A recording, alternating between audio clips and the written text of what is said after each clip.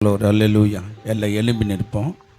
ஒரு லேச ஒரு பாடலை பாடி நம்ம அப்படியே திருவிந்துக்கு நேரம் போவோம். ஸ்தோத்திரம். என்ன ரொம்ப நேரம் நம்ம உட்காந்துருக்குறோம், கால் வலிக்கும், அதுக்காக ஸ்தோத்திரம். கடந்து வந்த பாதைகளை திரும்பி பார்க்கிறேன், கண்ணீரோடு கர்த்தாவே நன்றி சொல்கிறேன், நான் நன்றி சொல்கிறேன். நான் கடந்து வந்த பாதைகளை திரும்பி பார்க்கிறேன், கண்ணீரோடு கர்த்தாவே நன்றி சொல்கிறேன், நான் நன்றி சொல்கிறேன். அப்பா உமக்கு நன்றி, ராஜா உமக்கு நன்றி, இயேசு அப்பா உமக்கு நன்றி, ராஜா உமக்கு நன்றி. ஒரு நாளும் குறைவில்லாமல் உணவு வந்தி, ஒரு நாளும் குறைவில்லாமல் உணவு வந்தி, உறவிடமோ உடையும் தந்து காத்து வந்தி, உறவிடமோ உடையும் தந்து காத்து வந்தி.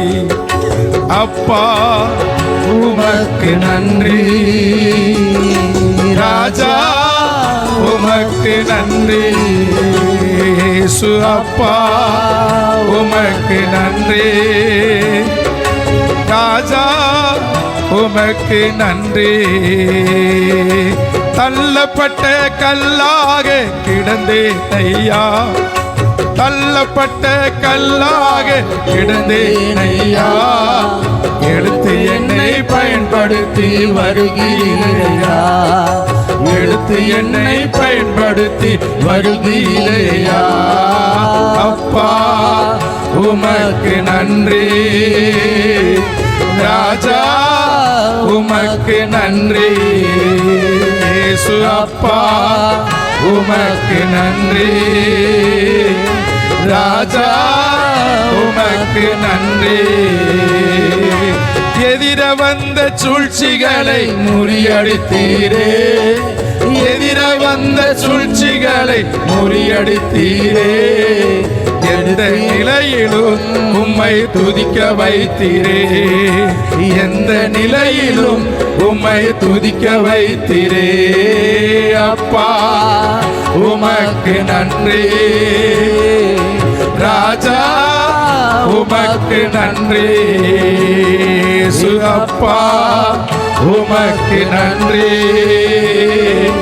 ராஜா உமக்கு நன்றி.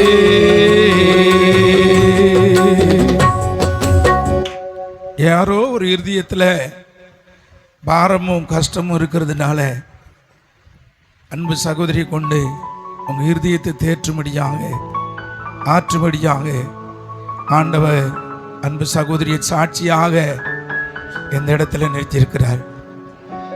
இங்க இருக்கிற எல்லா மனுஷருக்கும் ஒவ்வொரு சாட்சி உண்டு. அதை அனுபவிக்கிறவங்களுக்கு தான் அந்த அந்த வேதனைகள், அந்த கஷ்டங்கள், அது மகா உபத்திரங்கள், காற்று புயல்கள் நம்ம படகுல வீசும்போது அந்த இடத்துல தத்தளிப்பு இருக்கும்போது யாரும் உதவ மாட்டாங்க. கர்த்தர் நம்ம படகுல இருந்தபடினாலே காற்றையும் கடலை அதட்டி அந்த குடும்பத்தை ஆண்டவர் வாழ வச்சபடினால எல்லா கரங்களை தட்டி கர்த்தரை மகிமைப்படுத்தும். ஸ்தோத்திரம் ஸ்தோத்திரம் ஸ்தோத்திரம் ஸ்தோத்திரம் ஸ்தோத்திரம் ஸ்தோத்திரம். அவ்வளவு நெருக்கத்திலையும் அவ்வளவு துன்பத்திலையும் ஆலயத்திலையும் வேத வாசிப்பதிலும் ஜெபத்திலையும் ஒரு நாள் குறையில்லாதபடி இருந்த அந்த நல்ல உள்ளத்துக்காக கரங்களை தட்டி கர்த்தருக்கு மகிமைப்படுத்துவோமே. ஸ்தோத்திரம் ஸ்தோத்திரம் ஸ்தோத்திரம் ஸ்தோத்திரம். தயவாய் உட்கார்ந்து கொள்வோம். கர்த்தர் ஸ்தோத்திரம். நல்ல ஒரு செய்தியை பார்த்தோம், நல்ல ஒரு சாட்சியோடும் செய்தியை நம்ம கேட்டோம். லூக்கா 9ஆம் அதிகாரத்தில் 60-61 வாசிக்கும்போது கலப்பையில் கை வைத்துட்டு திரும்பி பார்க்கக்கூடாது, அதுதான் முக்கியம். எவ்வளவு போராட்டங்கள் பிரச்சனைகள் வந்தாலும் ஒருத்தன் சொல்கிறான், எங்கள் அப்பா இறந்துட்டாரு, நாங்கள் அடக்கம் பண்ணிட்டு வந்துடுறோங்கிறாரு.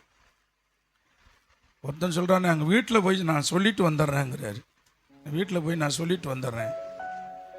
ஊழியத்துக்காக சபைக்காக போகும்போது நான் வீட்டில் போய் நான் சொல்லிட்டு வந்துடுறேங்கிறார். இயேசு சொல்கிறாரு, மரித்தவர்கள் அடக்கம் பண்ணட்டும், நீ என்னை பின்பற்றி வாங்குறார். அடுத்து அவன் சொல்கிறதுக்கு, நான் வீட்டில் போய் எங்கள் அப்பா அம்மாட்ட சொல்லிட்டு வரேன்னு சொல்கிறதுக்கு, களைப்பில் கை வச்சிருக்கிற, திரும்பி பார்க்காதங்கிறார். ஆண்டவர் அந்த நிலைமைகளை அறிந்து, அந்த சூழ்நிலையில் அறிந்து, அவங்க இருதயத்துக்கு ஏற்றவராலும் நம்ம ஆண்டவர் பிரசங்கம் பண்ணுகிறவர். அல்லேலூயா சொல்லுவோமா? கர்த்தருக்கு ஸ்தோத்திரம். எல்லா சூழ்நிலை வந்தாலும் நம்ம ஆண்டவரை மட்டும் மறுதளிச்சிடக்கூடாது, பின்வாங்கி போகக்கூடாது. நம்ம எல்லாம் விசுவாசங்கிற அந்த கலப்பையில் கை வச்சிருக்கிறோம், நம்பிக்கையின் அந்த கலப்பையில் வச்சிருக்கிறோம். நித்தியத்துக்காக போவதுக்காக நம்ம அவரிடத்துல ஒப்பு கொடுத்து வந்திருக்கிறோம். நம்ம வருகிறது கர்த்தருக்கு ஸ்தோத்திரம் ஏதோ இந்த பூமிக்குரிய நன்மை பெறுவதற்காக அல்ல, நமக்காக ஒரு வாடாத கிரீடம், மகிமையான கிரீடம், கர்த்தருக்கு ஸ்தோத்திரம் ரட்சிப்பின் கிரீடத்தை பெற்றுக்கொள்வதற்காகத்தான் நம்ம ரட்சிக்கப்பட்டு சபைக்குள்ள வந்திருக்கிறோம். அதை நோக்கி, கிழக்கை நோக்கி நம்ம தொடர்ந்து ஓடுவோம். கர்த்தர் நிச்சயமாக நமக்கு பெரிய காரியங்களை செய்வார். பள்ளியிலே சொல்லுவோமா? கர்த்தர் நல்லவர். 1 கொரிந்தியர் 11ஆம் அதிகாரம் 26வது வசனத்தை நம்ம வாசிக்கலாம். நம்ம கர்த்தர் ஸ்தோத்திரம். ஆகையால் இந்த அப்பத்தை புசித்து இந்த பாத்திரத்தில் பானம் பண்ணும் போதெல்லாம் கர்த்தர் வருமளவும் அவருடைய மரணத்தை தெரிவிக்கிறோம். பள்ளியிலே சொல்லுவோமா? கர்த்தருக்கு மகிமை உண்டாகட்டும். இந்த பாத்திரத்தில் பானம் பண்ணும் போதெல்லாம், இந்த கர்த்தர் ஸ்தோத்திரம் ஒவ்வொரு திருவிருந்து எடுக்கும் போதெல்லாம் இயேசு கிறிஸ்துவுடைய மரணத்தை நாம் என்ன செய்கிறோம்? அனுசரிக்கிறோம். கர்த்தருக்கு ஸ்தோத்திரம். எதனால அப்படின்னா ஒரு வசனத்தை நீங்கள் வாசித்து பாருங்க.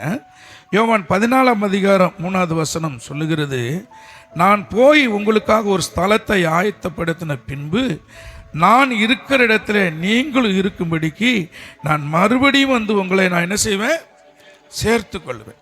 எதுக்கு மரணத்தை தெரிவித்த இந்த திருவிருந்துக்கு?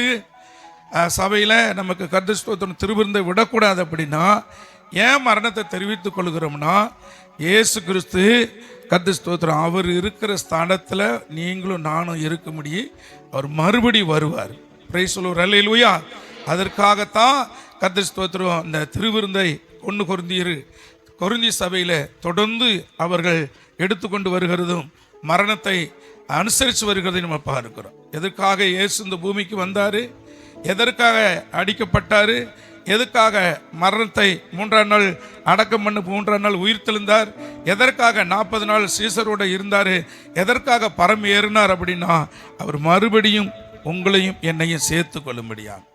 திருவிருந்து அவன் கர்த்தருக்கு ஸ்தோத்திரம் கீழே சொல்கிறது, அமாத்தரமாய் அதை புசிக்காதபடி தன்னைத்தானே யோசித்து நிதானித்து இதை புசிக்க கடவான் என்று சொல்லுகிறார். பள்ளியிலே சொல்லுவோமா?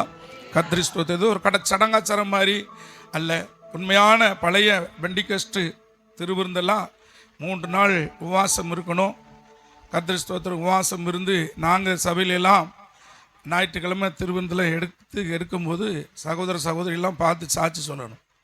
கர்த்தருக்கு ஸ்தோத்திரம் என் மேலே எதுவும் குற்றம் குறைகள் இருந்தால் சபையார் சகோதரிகள் என்னை மன்னிக்கணும். கர்த்தர் அதே போல் என் மேலே எதுவும் குற்றம் இருந்தால் ஊழியக்காரர் என்னை மன்னிக்கணும். கர்த்தர் என்னை மன்னிப்பாராக, அவருடைய பந்திக்கு நான் ஆயத்தமாக இருக்கிறேன் அப்படின்னு சொல்லி தான் அந்த திருவிருந்து எடுக்கணும். ஒரு சின்ன குற்றம் இருந்தால் கர்த்தருக்கு ஸ்தோத்திரம் தண்டிச்சிருவாங்க. கர்த்தருக்கு ஸ்தோத்திரம் சபையில் திருவிருந்து எடுக்கக்கூடாது, சாட்சி சொல்லக்கூடாது, ஜெபம் பண்ணக்கூடாது. இப்படிலாம் எங்களுடைய கண்ட்ரோலில் பண்ணாங்க. அப்படிலாம் பண்ணினால தான் கர்த்தருடைய கிருபையினால ஆண்டவர் நம்மளை ஐவளவாக ஊழியக்காரனாக நிறுத்தியிருக்கிறார். அதனால் நாமளே யோசித்து நிதானித்து நம்ம திருவிருந்து எடுக்கணும். கர்த்தருக்கு நிறையா பழக்க வழக்கம் இருக்கு. நம்மெல்லாம் ஒரு சாதியிலிருந்து ரட்சிக்கப்பட்டு வந்திருக்கிறோம். அப்போ அந்த இடத்துக்கு போகும்போதெல்லாம் பார்த்தோன்னா கொஞ்சம் பக்தி, பயம், கணவன் மனைவி வாழ்க்கை, மற்றவங்க நம்ம வீட்டுக்குள்ளே வரக்கூடாதுங்கிற ஒரு ஒழுக்கம், நாம் கண்டதை சாப்பிடக்கூடாதுன்னு ஒரு உடக்கமாக நம்ம வாழ்ந்துருந்துருக்கோம். அதை விட 100க்கு 100 இது பரிசுத்தமாக இருக்க வேண்டும். பரிசுத்தம் உள்ளவன் இன்னும் பரிசுத்தமாகட்டும், அசுத்தமாகிறவன் இன்னும் அசுத்தமாகட்டும் அப்படிங்கிறார். பரிசுத்தம் உள்ளவங்க இன்னும் அதிகமாக பரிசுத்தமாகுவதற்காகத்தான் இந்த பந்திக்கு நம்ம ஆயத்தமாகிறோம். அப்போ தன்னைத்தானே யோசித்து ஒரு மரணத்தை தெரிவிக்கிறோம். நமக்காக இயேசு 3.5 வருஷம் கர்த்தர் ஸ்தோத்திரம் எல்லா உலகத்தை வெறுத்து தாய் தகப்பனை வெறுத்து பிதாவுடைய சித்தத்தை செய்வதற்காக அவரை சாப்பாட்டுறாமன்னாங்க. பல குற்றத்தை பிசாசுகளுக்கு இவர் தான் லீடர்னாங்க. கர்த்தர் ஸ்தோத்திரம் பலவிதமான குற்றங்கள் அவமானமெல்லாம் உங்களுக்காக எனக்காக சகித்த காரணம் உங்களெல்லாம் என்னையும் பரலோகத்தில் கூட்டிகிட்டு போவதற்காக. ஒரு வழி அவர் மூலியமாக தான் நம்ம பரலோகத்துக்கு போக முடியும். ஒரு ரத்தத்தில் கழுகப்பட்டு துவைக்கப்பட்டு தான் நம்ம பரலோகத்துக்கு போக முடியும். அதனால் தன்னைத்தானே யோசித்து நிதானித்து நம்ம இந்த பந்திக்கு இருப்போம். கர்த்தர் உங்களை அதிகமாக ஆண்டவர் ஆசீர்வதிப்பாராக. அவர் நமக்கு ஒரு ஸ்தலத்தை ஆயத்தப்படுத்துகிறாரு. ஆயத்தப்படுத்தின பின்பு அவர் வந்து நம்மளை அவர் இருக்கிற இடத்துல அவர் என்ன செய்வாரா, நம்மளை சேர்த்து கொள்வார். உலகத்தில் எல்லா சபைகளிலிருந்தும் அநேக மனவாட்டிகள் இருக்காங்க. எல்லாத்தையும் ஆண்டவர் பொறுக்கி எடுத்து போயிடுவார். ஒரு 2 பேர் படுக்கையில் இருப்பாங்களாம், ஒருத்தர் எடுத்துக்கொள்ளப்படுவாங்களாம், ஒருத்தர் கைவிடப்படுவாங்களாம். 2 பேர் வயலில் வேலை செய்வாங்களாம், ஒருத்தர் எடுத்துக்கொள்ளப்படுவாங்களாம், ஒருத்தர் கைவிடப்படுவாங்களாம். 2 பேர் சேர்ந்து சகோதரிமார் திருவையில் அரைச்சிக்கிட்டு இருப்பாங்களாம், ஒருத்தர் எடுத்துக்கொள்ளப்படுவாங்களாம், ஒருத்தர் கைவிடுவாங்க. அப்போ தான் காலம் கடைசியாக இருக்குது. நடக்கக்கூடிய சம்பவத்தெல்லாம் பார்க்குறீங்க. சூழ்நிலைகள்லாம் மாறி போச்சு. தேவனுடைய வார்த்தை ஒரு 70-90% என்ன ஆயிடுச்சு, நிறைவேறிடுச்சு. ஒன்று 10% தான் இருக்குது. நீங்களும் நானும் ஆயத்தமாக இருப்போம், பரிசுத்தமாக இருப்போம். கர்த்தர் நம்மளை ஆசீர்வதிக்க அவர் நல்லவராக இருக்கிறார். 1 கொரிந்தியர் 4ஆம் அதிகாரம் 5வது வசனத்தை வாசித்து பாருங்க. ஆதனால் கர்த்தர் வருமளவும் காலத்துக்கு முன்னே யாவற்றையும் குறித்து தீர்ப்பு சொல்லாதிருங்கள். இருளில் மறைந்திருக்கவைகளை அவர் வெளியரமாய் ஆக்கி, ஆமென் அல்லேலூயா, எல்லாவற்றையும் அவர் மறைபொருளெல்லாம் அவர்கிட்ட இல்லை, எல்லாத்தையும் ஆண்டவர் வெளிப்படுத்தும். இருளில் நடக்கிற சம்பவத்தை அவர் வெளியரங்கமாய் கொண்டு வருவார். கர்த்தர் ஸ்தோத்திரம். யாரையும் நீங்கள் என்ன செய்யக்கூடாதா, தீர்ப்பு சொல்லாதிருங்க. அவங்க இப்படி, இவங்க இப்படி, அவங்க சரியில்லை, இவங்க சரியில்லைன்னு நம்ம சொல்லவே கூடாது. அவங்கவுங்க விசுவாசம் தக்க பலன் அவங்களோட கூட வரும். அவங்களுக்கு தகுந்த பிரயோசனமோ அதுக்கு தகுந்த மாதிரி ஆண்டவர் கொடுப்பார்.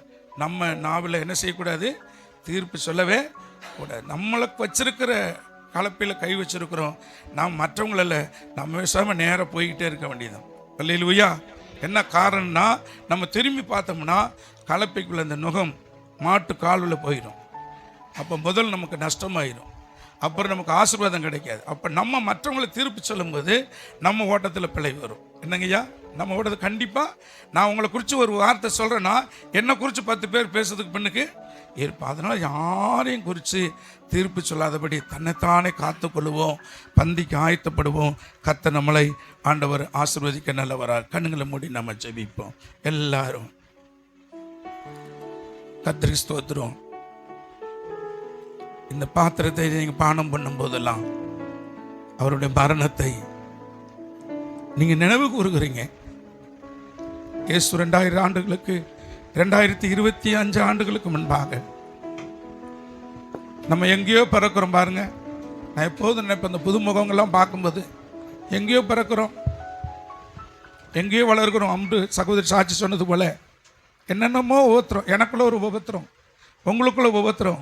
அந்த உபத்திரத்துலாம் தாண்டி நம்மளை சகோதர சகோதரிகளாக அந்த பரிசுத்த பாதையில் போக முடியாக ஒரே தகப்பனாக பாருங்க. எத்தனை பாசம் இருந்தாலும் சரி, நமக்கு தகப்பன் ஆவிக்குரிய தகப்பன் இயேசு கிறிஸ்து மாத்திரமே.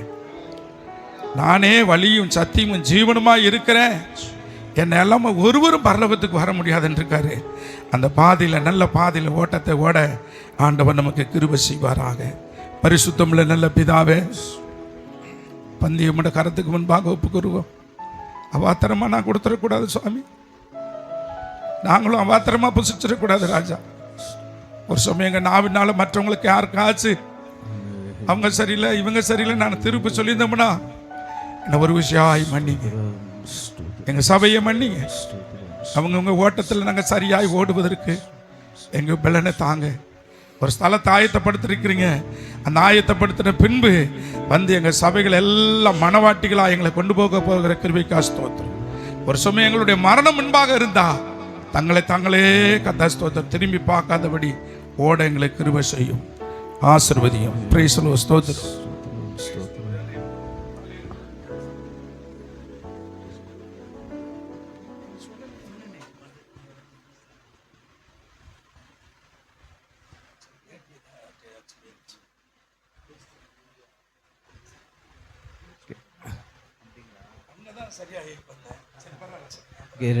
முன்னாடி நம்ம 2 பேருக்கு ஜெபம் பண்ணிவிடுவோம். 2 பேர் முன்னாடி வந்துடுங்க.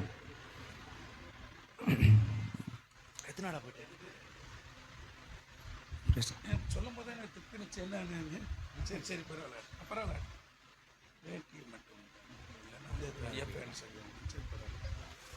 அம்மா, ஞானஸ்தானம் 2 பேர் முன்பாக நில்லுங்க. ஞானஸ்தானம் சாதாரண காரியம் இல்லை. இன்னைக்கு தான் நீங்கள் தேவனுடைய பிரமாணத்தை நிறைவேற்ற வந்திருக்கிறீங்க. அவருடைய பிரமாணம் வருத்தப்பட்டு பாரம் சுமக்கிறவங்கள எல்லாரும் என்னிடத்தில் வாருங்கள், நான் உங்களுக்கு இளைப்பாறு தருகிறேன். மத்தேயு 28:19-18 சொல்லுது, நீங்கள் புறப்பட்டு போய் சகல சிருஷ்டிகளும் சுவிசேஷத்தை அறிவிங்க. ரட்சிக்கப்பட்டவனுக்கு பிதா குமாரன் பரிசுத்த நாமத்தினால் ஞானஸ்தானம் கொடுத்து அவர்களை சீசராக்குங்கன்னு சொல்லியிருக்கிறார். கர்த்தர் ஸ்தோத்திரம். நீங்கள் இனிமே சபைக்கு ஒரு சீசராக இருக்க ஆண்டவர் கிருபை செய்திருக்கிறார். தேவனுடைய பிரமாணத்தை இன்னைக்கு நீங்கள் நிறைவேற்ற வந்திருக்கிறீங்க. இதுவரைக்கும் இல்லை, யார் ஒப்பு கொடுத்து கர்த்தருக்கு முன்பாக வந்திருக்கிறாங்களோ அவங்க. மத்தேயு 3:15 வசனத்தை கொஞ்சம் வாசிங்க. 3:15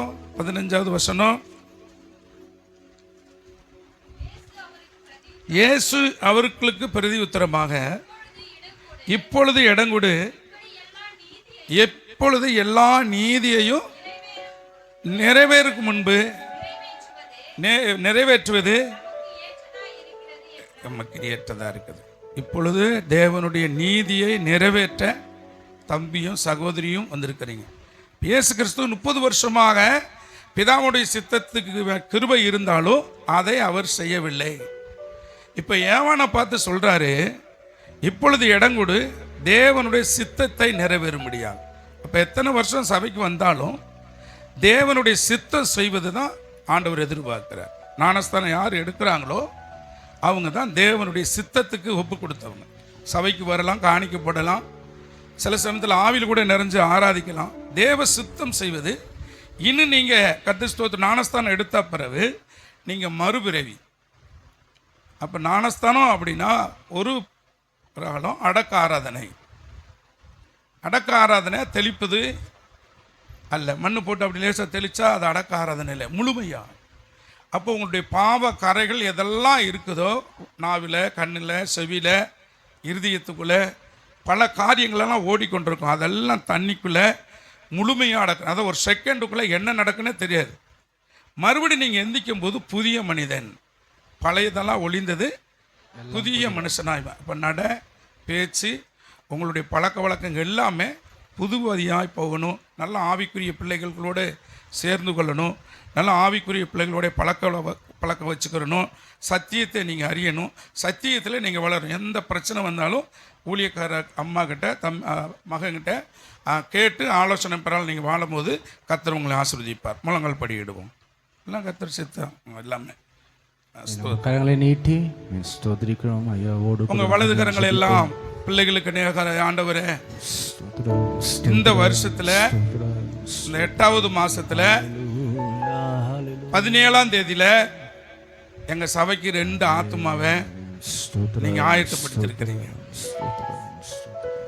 பரலோகத்தில் வாசல் திறக்கப்பட்டு தேவ தூதர்கள் இந்த 2 ஆத்துமாவை அங்கீகரிக்க போறாங்க. இவங்களுக்காக வானம் திறக்கப்பட்டு ஒரு பக்கத்தில் ஜீவ புஸ்தகத்தை எடுத்து தட்டி அதை புதுப்பிக்க போறாங்க.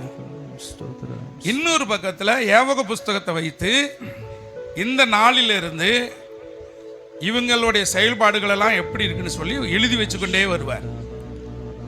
அந்த ஜீவ புஸ்தகத்தில் பேர் எல்லா மனுஷனுக்குள்ளும் இருக்குது. ஆனா ஒரு மறுபடி பிறக்கும் போது தான் அந்த ஜீவ புஸ்தகத்தை புதுப்பிக்கிறாங்க.